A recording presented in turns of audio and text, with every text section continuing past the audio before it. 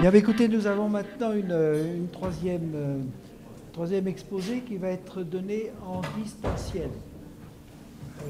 Tout ceci a été très bien organisé par les services et nous allons avoir donc projection d'une vidéo. Et donc deux mots sur l'exposé, les orateurs et l'exposé. L'exposé s'intitule, vous l'avez sur le programme, Nouvelles approches en protection des plantes, les défis de la recherche. Il s'agira en particulier des stimulateurs de défense des plantes. C'est un sous-champ qui est particulièrement digne d'attention.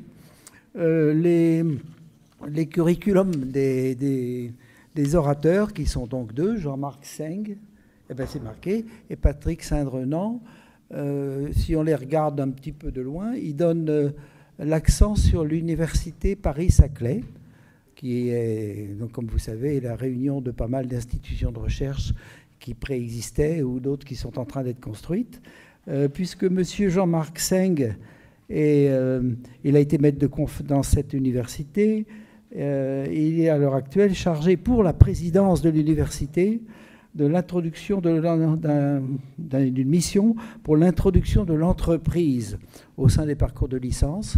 Et on rencontre donc de nouveau dans ce domaine à la fois donc la recherche, parce que les choses sont loin d'être définies, mais en même temps quand même suffisamment de perspectives d'application court terme pour qu'on puisse réfléchir à la constitution d'entreprise. Quant à M. Patrick Saint-Drenant, eh bien, lui, il est directeur de plusieurs groupes de recherche où il a été, et en particulier dans un institut, si vous allez dans le coin, il est très notable cet institut, au point de vue ne serait-ce qu'architectural. C'est l'Institut de biologie moléculaire des plantes et l'Institut de biologie des plantes. Plus exactement, il s'appelle l'Institut de biologie des plantes, CNRS, Université Paris-Sud, Paris-Saclay. Son domaine, c'est l'immunité végétale, et c'est lui qui parlera plus spécifiquement des inducteurs de défense chez les plantes. Il est à l'heure actuelle président du comité d'experts macro-micro-organismes à l'ANSES, et puis expert dans différentes commissions et membre du comité scientifique du Haut Conseil des biotechnologies. Bonjour à toutes et à tous.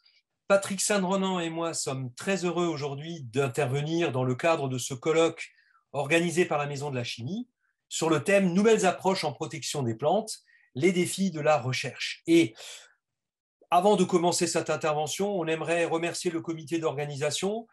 On sait que ce n'était pas des conditions faciles l'année dernière non plus d'organisation. On est très content de voir que ça peut se réaliser cette année et puis on va vous présenter notre thème. Donc on va vous proposer une intervention sur un thème qui nous est cher aujourd'hui, c'est la protection des plantes, avec un focus particulier sur le biocontrôle. Mais avant de rentrer dans le détail, en guise d'introduction, on voudrait vous présenter, disons, les différentes méthodes de lutte qui permettent aujourd'hui de combattre les organismes parasites, alors champignons, bactéries, virus, mais aussi les ravageurs, c'est-à-dire les insectes, qui ravagent les cultures, les plantes produites industriellement et aussi dans d'autres contextes moins industriels. Voilà. Donc tout ce beau monde est d'abord combattu par une lutte chimique active, ce qu'on appelle les pesticides. Et puis, il faut savoir qu'il y a encore tout un tas d'autres méthodes qui sont la lutte génétique, l'introduction de gènes de résistance dans les variétés, qui sont des méthodes physiques, des avertissements agricoles, des pratiques culturales. Le simple fait de faire une rotation de culture permet effectivement de lutter contre les maladies. Donc, on n'a pas le temps de rentrer dans ce détail aujourd'hui. Aujourd'hui, on va s'intéresser particulièrement au biocontrôle. Dans le mot biocontrôle, il y a le mot biologie finalement. Il y a le mot vivant. C'est pour ça que souvent on a appelé ça de la lutte biologique. Et vous verrez qu'il n'y a pas que des organismes vivants là derrière. Je le redéfinirai un tout petit peu plus loin. Voilà, donc le contexte d'émergence de ce biocontrôle, il est connu de tous. Le contexte général, c'est qu'aujourd'hui, il y a une prise de conscience de la société, des sociétés, ce n'est pas que français évidemment, sur les conséquences de l'utilisation des pesticides, à savoir sur l'environnement, mais aussi sur la santé humaine. Et cette situation se traduit par un renforcement de la législation. Alors on dit législation, c'est-à-dire l'autorisation de mise sur le marché des molécules de chimie conventionnelle et la disparition progressive de l'utilisation de ces molécules, c'est-à-dire que non seulement on en homologue moins, mais aussi certaines molécules disparaissent et ne sont pas réautorisées à l'usage parce que les analyses plus fines de la science montrent qu'il y a potentiellement des problèmes. Donc cet ensemble de choses couplées à des décisions à caractère, je dirais presque un peu politique, c'est-à-dire le biocontrôle, qu'est-ce qu'il y a derrière? Il y a des plans éco-phyto, d'accord? Donc c'est gouvernemental, ça fixe des directions et ça, évidemment, ça va favoriser des méthodes de lutte alternatives à la lutte chimique de façon à permettre d'arriver à protéger nos cultures. Alors, vous voyez, on vous a juste résumé les plans éco-phyto, ça a commencé quand même déjà il y a quelques années, ça va se prolonger. Ces plans visent à réduire, bien sûr, l'utilisation des molécules chimiques conventionnelles au profit de nouvelles méthodologies. Le biocontrôle en fait partie. Alors, sa définition, il concerne l'ensemble des méthodes de protection des végétaux qui utilisent des mécanismes naturels. Alors, il vise à la protection des plantes en privilégiant l'utilisation de mécanismes et d'interactions qui régissent les relations entre espèces dans le milieu naturel. Donc, on voit déjà que la biologie est très, très fortement, disons, impactée dans le mot biocontrôle. Les méthodes de biocontrôle qui ont des caractéristiques différentes des méthodes chimiques mettent en jeu des mécanismes plus complexes qu'une inhibition directe d'un bioagresseur. Ça a beaucoup de conséquences. Du coup, ça devient effectivement assez compliqué. Et la conséquence de tout ça, c'est que la recherche amont, qu'on appelle aussi recherche fondamentale, c'est un levier incontournable si on veut faciliter l'essor du biocontrôle. D'accord? C'est absolument nécessaire que les laboratoires privés, publics, que la communauté internationale travaille ces aspects-là pour développer le biocontrôle. Alors, de façon un peu plus imagée, le biocontrôle, deux grandes catégories, on va dire, de facteurs de biocontrôle. Les macro-organismes, c'est-à-dire les choses qui sont assez grandes, ça comprend des invertébrés, des insectes, etc., des acariens. Alors, pour qu'il n'y ait pas de confusion pour le public, là, on parle bien d'insectes tueurs d'insectes qui ravagent les cultures. On parle bien d'acariens tueurs d'acariens ou tueurs d'autres insectes. Et les nématodes, pareil, les petits vers, voilà, d'organismes utiles dans le biocontrôle. Les produits phytopharmaceutiques, alors c'est un nom qui peut faire penser à des molécules, mais non, pas seulement, ça fait penser aussi à des micro-organismes, bactéries, champignons, virus, à des substances d'origine naturelle. Alors d'origine naturelle veut dire origine végétale, animale, minérale, et aussi à des médiateurs chimiques, phéromones, chéromones. Alors, on n'a pas le temps de tout définir. Patrick reviendra tout à l'heure sur les substances naturelles d'origine. Moi, je voudrais juste une petite anecdote pour, disons, décontracter la salle et l'atmosphère. Les médiateurs chimiques, les insectes, le monde des insectes utilise les phéromones pour soit attirer, soit la femelle attire le mâle, soit le mâle attire la femelle, mais en gros, l'idée, c'est favoriser les rencontres, d'accord, pour permettre effectivement la reproduction sexuée. Alors, il suffit que l'homme copie des médiateurs chimiques comme les phéromones pour créer des leurres, c'est-à-dire que le mâle, il croit qu'il y a une femelle à l'autre bout. Quand je dis l'autre bout, ça peut être 10 km de distance, et en réalité, il ne rencontrera pas une femelle, mais un piège, tout simplement quelque chose qui va le piéger. Alors, ce n'est pas une molécule chimique, c'est juste un piège qui permettra effectivement de faire en sorte de neutraliser l'agresseur. Voilà. Donc les phéromones, c'est un domaine en pleine expansion aujourd'hui. Si on revient maintenant à notre sujet qui comporte différents volets, les stimulateurs de défense des plantes, ici les SDP, ce sont des substances naturelles, donc on est dans cette catégorie-là, et qui ont des modes d'action, vous allez voir, complexes, c'est absolument passionnant, mais il y a un côté recherche quand même en backup qui est très fort derrière, d'accord? Donc, on va le détailler. Je vais laisser la parole à Patrick Saint-Drenant pour la suite de cette présentation. Il est dans son domaine d'expertise pour nous parler des SDP. Merci Jean-Marc, bonjour tout le monde. Donc, pour vous introduire au monde des SDP, je vais vous décliner en fait les différentes catégories de SDP qu'on peut trouver actuellement sur le marché. Vous avez des SDP d'origine biotique tels que la chitine. Alors la chitine, c'est un polymère c'est un peu compliqué, de N-acétylglucosamine, mais c'est un polysaccharide que l'on trouve dans les carapaces de crustacés, que l'on trouve également chez les insectes et chez les champignons. Et vous avez également des SDP d'origine biochimique, tels que l'acide salicylique. Alors l'acide salicylique, j'espère que vous connaissez, les chimistes du moins. L'acide salicylique, c'est un composé phénolique qui est une molécule très importante chez les végétaux, puisque cet acide est une hormone végétale qui induit les défenses chez les plantes. Vous avez des SDP d'origine minérale, tel le phosphite, dont il sera question ici aujourd'hui, et des SDP chimiques, le benzothiadiazole, qui est un analogue, en fait, non pas structurel de l'acide salicylique, mais un analogue fonctionnel.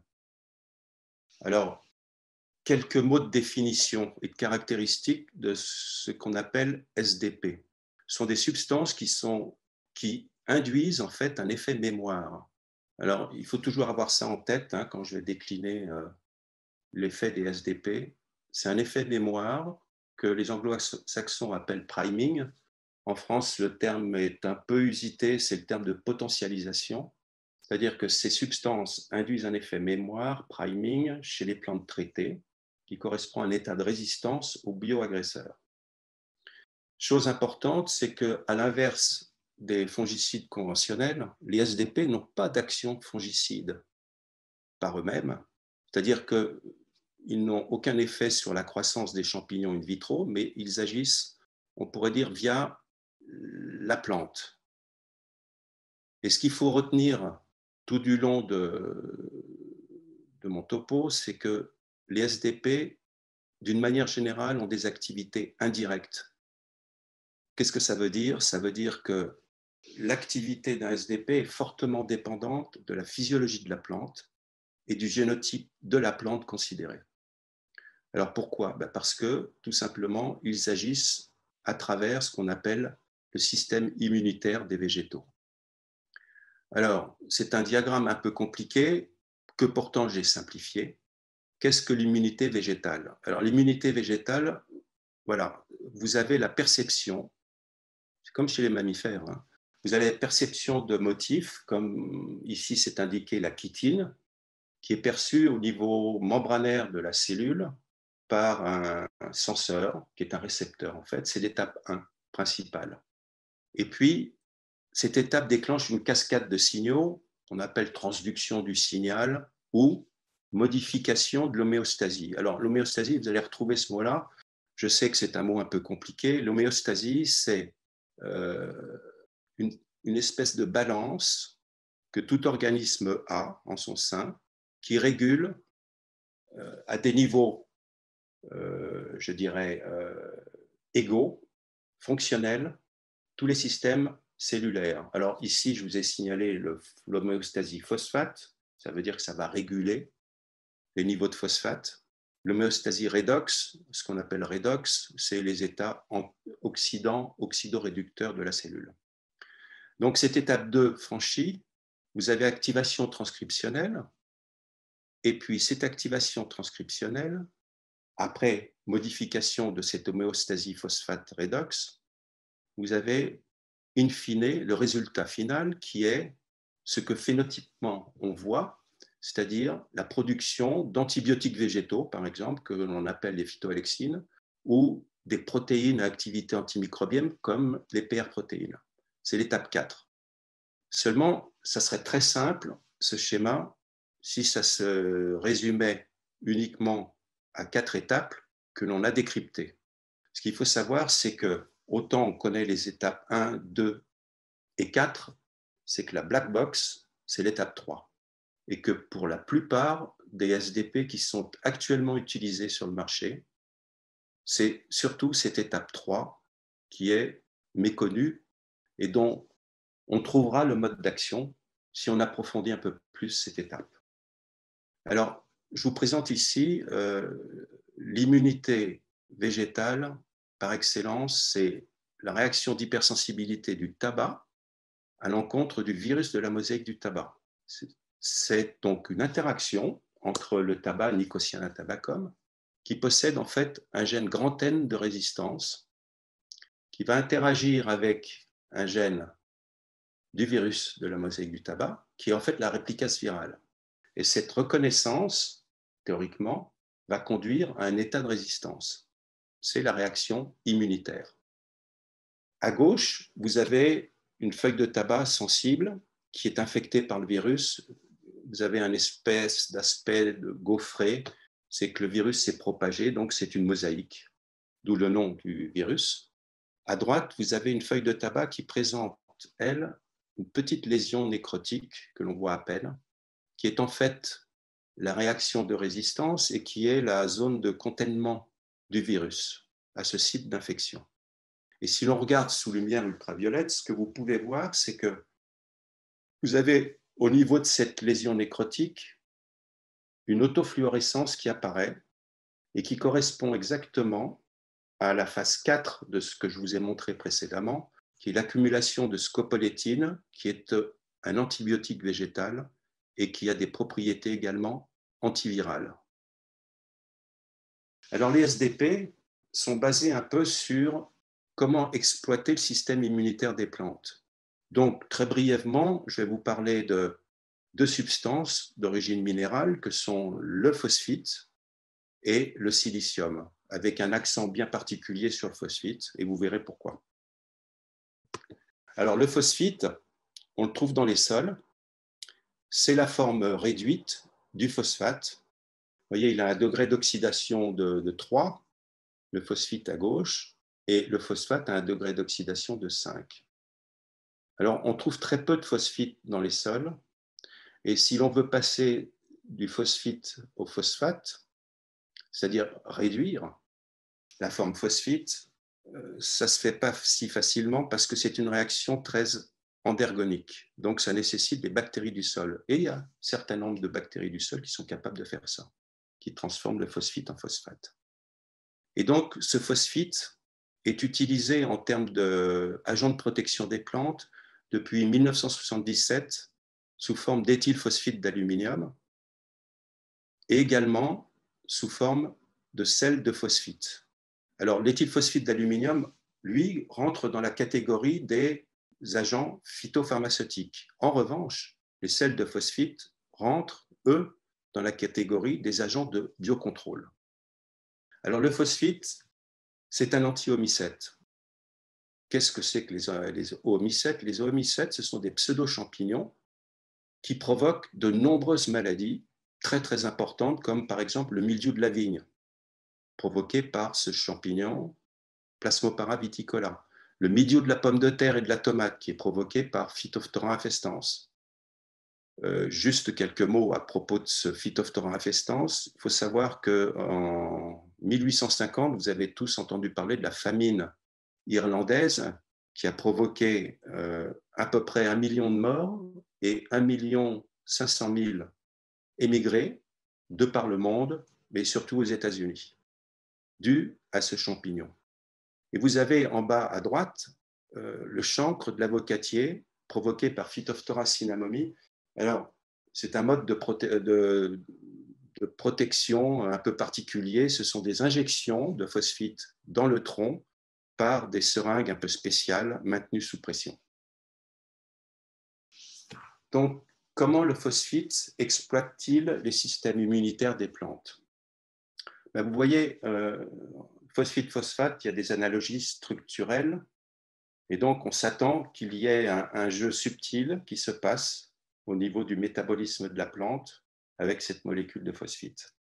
En fait, comme je vous l'ai dit au début, le phosphite, qui est H3PO3 pour l'acide phosphoreux, modifie cette balance, l'homéostasie de la plante, et ça conduit à un état latent, non visible, de résistance, que l'on appelle effectivement priming. Et cet état latent permet à la plante que lorsqu'elle est infectée, de réagir plus rapidement et plus efficacement à cette infection ultérieure. Donc, c'est séquentiel. Et vous avez, in fine, production de phytoalexine et la réaction immunitaire. Mais ce qu'il faut retenir là-dedans, bien sûr, c'est le mode d'action, mais c'est surtout que, et Jean-Marc vous en parlera, bien sûr, plus tard, c'est que l'effet de ce SDP particulier est fortement dépendant de la physiologie de la plante et en particulier de la teneur en phosphate des plantes et des génotypes considérés. Donc déjà, on voit la problématique, c'est que la teneur en phosphate, si vous faites des amendements ou pas en phosphate, vous allez modifier les teneurs en phosphate des plantes. Donc le phosphite ne sera peut-être pas aussi efficace dans un cas comme dans l'autre.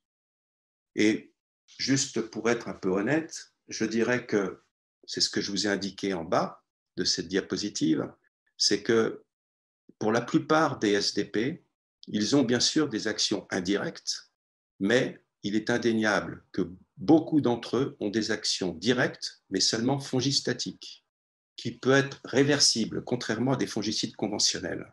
Et cette action directe fongistatique du phosphite, vous pouvez la réverser par un apport de phosphate.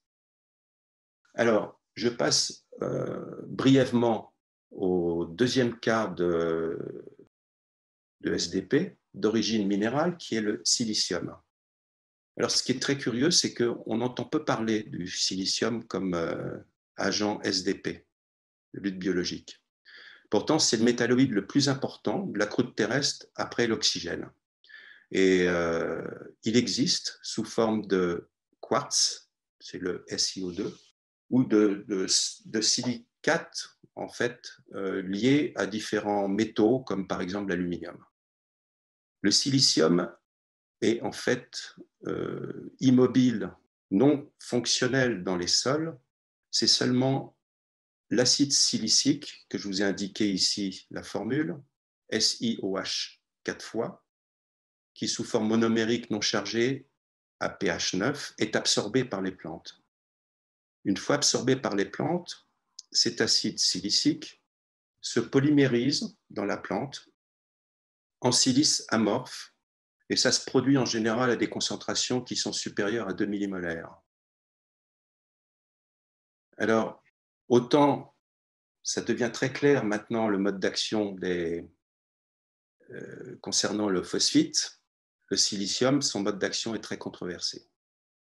Certains disent que le silicium procure une barrière physique à la pénétration. Lorsque vous traitez des plantes de riz, vous avez sur la partie gauche des plantes non traitées.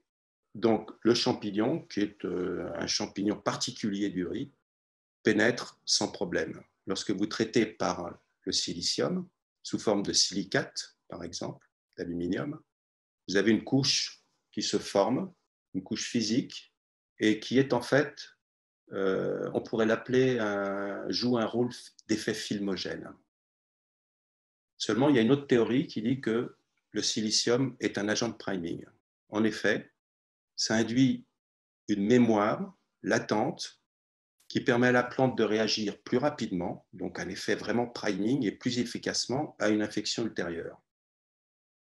Et in fine, ce silicium jouerait un rôle modulateur au niveau de l'interface apoplasme, paroi cellulaire. Alors, ceux qui ne connaissent pas trop les végétaux, l'apoplasme, c'est, disons, l'espace qui se trouve entre la membrane cellulaire et la paroi, qui n'existe pas, bien évidemment, chez les mammifères. C'est la partie apoplastique. Et donc, le silicium s'incruste entre cet espace et jouerait un rôle en interférant avec les armes du champignon. Quels sont les défis de la recherche actuelle concernant les SDP de façon générale, et là, plus particulièrement, le phosphite et le silicium? En Europe, il y a 30 produits à base de sel de phosphite qui sont enregistrés en tant que fongicides et 8 produits à base de silicate d'aluminium comme insecticides. Ça fait quand même une différence. On connaît actuellement le mode d'action, c'est-à-dire cette black box dont je vous ai parlé tout à l'heure dans le système immunitaire qu'utilisent les SDP, c'est la black box de la black box 3, l'homéostasie phosphate. On connaît son mode d'action, on sait son site d'action. Pour le silicate d'aluminium, pour la silice, on en est loin. Pourquoi? Parce que ça fait 30 ans, ou depuis les années 80, que l'on travaille dans le domaine de la recherche académique et dans le domaine de l'agrochimie par Ron Poulenc et par Bayer Crop Science. Donc ça veut dire quoi? Ça veut dire que la recherche fondamentale alliée à la recherche agrochimique a fait progresser, c'est une progression très lente, mais a fait quand même progresser les résultats. En revanche, concernant la silice, on n'en est qu'au balbutiement. Et le gros problème dont on va vous parler maintenant, je pense, Jean-Marc, c'est que tous ces produits, ils marchent bien sûr en laboratoire, mais on a des gros problèmes à les faire marcher sur le terrain, car c'est dépendant, comme je vous l'ai dit auparavant, de l'état physiologique des plantes, des types variétaux, de la pression d'inoculum. Voilà, j'en resterai là. C'est pour vous montrer la complexité qu'il peut y avoir, non pas dans l'utilisation, on les utilise, mais surtout savoir pourquoi ça ne marche pas en nature, ou ça ne marche pas tous les temps. Jean-Marc, je te passe la parole. Bien, merci Patrick. Donc, je vais reprendre et prolonger, disons, les défis de la recherche en rajoutant le mot innovation, prendre un peu de recul, prendre un peu de distance par rapport au sujet. Donc, on était parti sur les SDP. Là, on va prendre un tout petit peu de champ et replacer ça dans un contexte plus général de protection des plantes. Alors, on a des molécules ou des micro-organismes ou des organismes complexes. Il va falloir gérer une efficacité moindre et variable en plein champ par rapport aux fongicides conventionnels. Alors, c'est quelque chose qui est absolument indispensable d'intégrer, c'est qu'on n'obtient pas les mêmes niveaux d'efficacité. C'est très important de l'intégrer. Il faut accepter, une autre conséquence, c'est que la durée d'action est variable. Le problème des molécules qui avait été soulevé de la chimie conventionnelle, c'est que parfois les molécules sont stables. Elles sont stables pour garantir une durée d'action longue. Ici, on a des durées d'action variables. Certaines peuvent être longues, d'autres peuvent être beaucoup plus courtes. Ça va dépendre du type d'organisme ou du type de molécule qu'on va utiliser. Donc, un autre facteur d'incertitude. Une autre complexité, c'est gérer la haute technicité d'emploi. Il va falloir des modalités de traitement particulières. L'agriculteur ne pourra pas utiliser les méthodes classiques, conventionnelles. On ne met pas des organismes vivants dans un récipient et on ne gère pas de la même façon, en pulvérisé au champ, qu'une molécule, qu'un organisme vivant par rapport à une molécule classique. Pardon. Et le positionnement, c'est-à-dire à quel moment je l'applique, doit également être très précis. Alors, en plus, on rajoute des complexités liées à des molécules particulières. Si vous prenez des lipopeptides bactériens, déjà, il va falloir les produire en masse, parce que c'est quand même des molécules assez sophistiquées. Ce n'est pas une chimie de synthèse facile à mettre en œuvre. Il faudra les formuler, c'est-à-dire la matière active est généralement entourée d'adjuvants, de coformulants. Il va falloir conditionner ce produit actif naturel. Donc, il faut une technologie particulière. Il faudra permettre aussi la pénétration dans la plante ou pas, ce qu'on appelle la biodisponibilité. Voilà. Et pour terminer cette revue, alors contrairement aux apparences, ce sont de très bonnes nouvelles tout ça. Hein. Je verrai tout à l'heure dans les conclusions, je vous dirai, mais c'est de la complexité. Voilà. Ce qu'on retient aujourd'hui là, à ce stade-là, c'est de la complexité. Et cette complexité se termine par le fait que les méthodes de lutte chimique ne disparaîtront pas, en tout cas de façon disruptive, pas en une seule fois. C'est un accompagnement de la diminution de la chimie conventionnelle par rapport à l'arrivée de nouvelles méthodes. Et donc, il faut absolument rendre compatibles des micro-organismes avec les méthodes conventionnelles de lutte. Et c'est la façon de garantir à un agriculteur de produire une denrée commercialisable avec une certaine quantité, même si les quantités ne seront plus peut-être dans une agriculture productiviste aussi importante que par le passé. Voilà. Donc, je voulais vous montrer, je voulais faire un tout petit focus parce que c'est mon domaine d'expertise que je connais un petit peu mieux. J'ai développé des agents de biocontrôle ces 4 dernières années.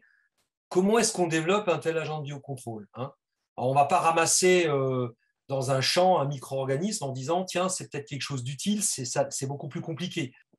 Si on veut prolonger notre démonstration que le développement d'un micro-organisme comme un agent de biocontrôle est un chemin semé d'embûches, quelques autres arguments importants. Il faut en permanence cribler et identifier de nouvelles espèces, voire même de nouveaux genres d'agents de biocontrôle. Donc, il faut en chercher. Donc, il y a une recherche active à ce niveau-là.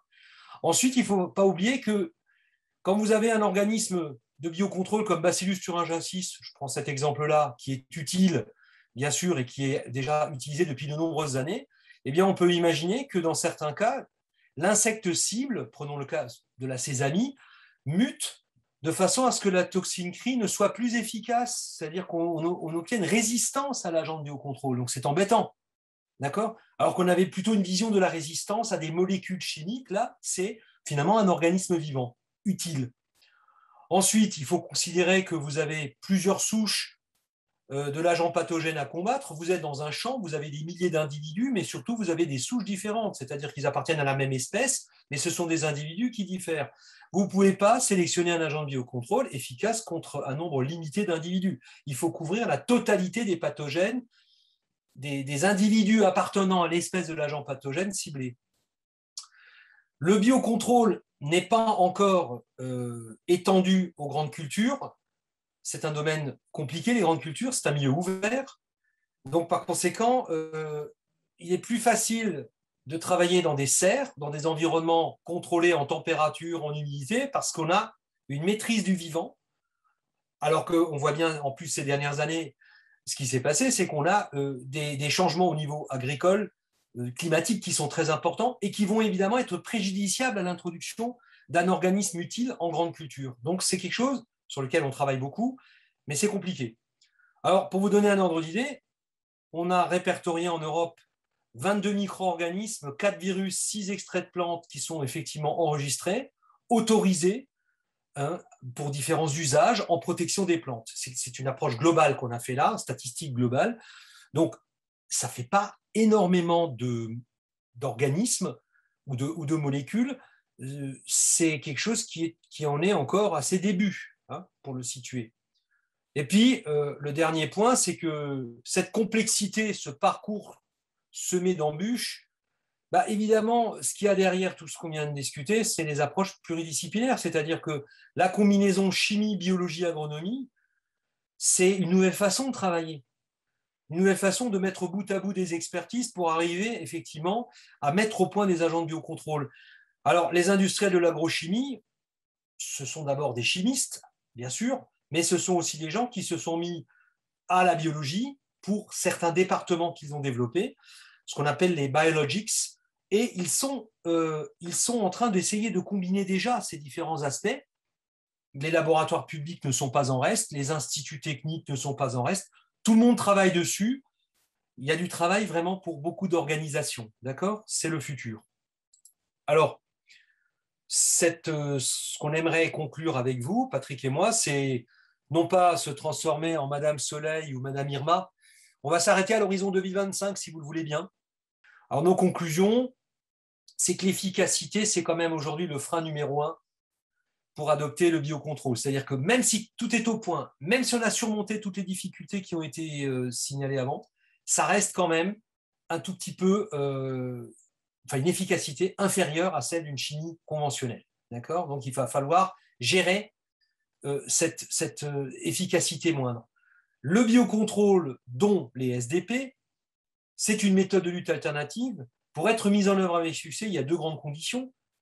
Combiner d'abord, à la différence de la chimie conventionnelle, qui pouvait s'appuyer sur elle toute seule, on doit combiner à des méthodes déjà existantes, d'accord, pour avoir un meilleur usage du biocontrôle, particulièrement lorsqu'il va s'agir de culture industrielle. Ça veut dire qu'en fait, tous les moyens doivent être orientés dans la direction de protéger une plante dans une culture industrielle, et ça ne reposera jamais sur une seule méthode. Ça doit être indissociable des développements technologiques, c'est-à-dire pas seulement de la recherche amont, mais des technologies de formulation, des technologies de stockage. On a dit, il faut que quelque part, on soit adapté à une agriculture qui produise effectivement en masse quand même, d'accord ? Et ça, c'est compliqué, d'accord ? Donc, ces 2 choses combinées font que le biocontrôle, d'après nous, doit être impérativement intégré dans des modèles de production agricole déjà existants, de façon à pouvoir assurer les transitions vers le changement, d'accord ? Nous ne croyons pas à une rupture brutale, en tout cas pour les grandes cultures. Voilà. Alors, quand je vous disais qu'il y a tout lieu d'être optimiste, parce qu'il y a beaucoup d'étudiants qui nous regardent dans cette assemblée, il y a beaucoup de gens qui se posent des questions sur leur avenir. En fait, toute cette complexité-là, c'est des champs d'investigation nouveaux, d'accord, qui vont nécessiter d'appuyer la recherche, de financer des projets de recherche, de mettre en place de nouveaux projets de recherche, d'obliger des disciplines à travailler ensemble alors qu'elles se parlaient peu. Alors, vous savez qu'aujourd'hui, le ministère, enfin, pas seulement le ministère, en fait, tous les gouvernements appuient sur la pluridisciplinarité en disant c'est l'avenir.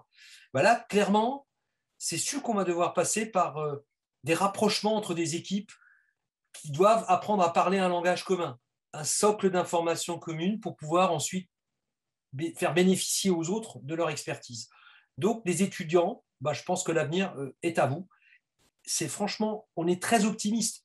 On est très optimiste, c'est une période intéressante qui va s'ouvrir. Très complexe, mais très intéressante. Nous allons, Patrick et moi, vous remercier de votre attention. Je vous remercie. Au revoir.